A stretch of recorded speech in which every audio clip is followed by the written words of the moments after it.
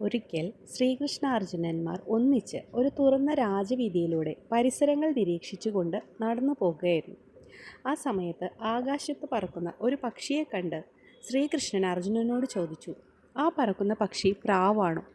അർജുനൻ പറഞ്ഞു, "അതെ, അത് പ്രാവ് തന്നെ." എന്നാൽ സംശയം തീരാത്ത വണ്ണം ഭഗവാൻ അർജുനനോട് വീണ്ടും ചോദിച്ചു, "അല്ല, അത് കഴുകനാണെന്നാണ് തോന്നുന്നത്." ശ്രീകൃഷ്ണ ഭഗവാന്റെ സംശയം കേട്ട് അർജുനൻ ഉടൻ മറുപടിയും പറഞ്ഞു, "ശരിയാണല്ലോ, അത് കഴുകൻ തന്നെയാണ്." "അല്ല അർജുന, എനിക്കതൊരു കാക്കയെ പോലെയാണ് ഇപ്പോൾ തോന്നുന്നത്." താമസിച്ചില്ല അർജുനൻ അതിനും മറുപടി പറഞ്ഞു, "സംശയമില്ല, അതൊരു കാക്ക തന്നെ." "എന്താ അർജുന ഇങ്ങനെ? ഞാൻ എന്തു പറഞ്ഞാലും അതെന്നെ അങ്ങനെ തന്നെയെന്ന് പറയുന്നത്?"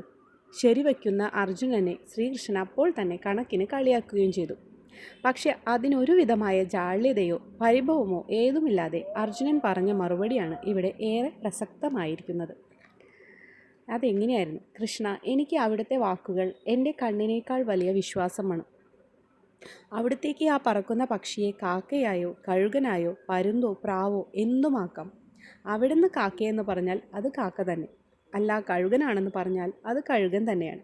ഇനി അതുമല്ല, അത് പ്രാവാണെന്ന് പറഞ്ഞാലോ പ്രാവ് തന്നെ. അങ്ങ് പറയുന്നത് എന്താണോ എപ്പോഴും എനിക്ക് അതാണ് ശരി. അതിൽ ഞാൻ എന്തിന് സംശയിക്കണം?"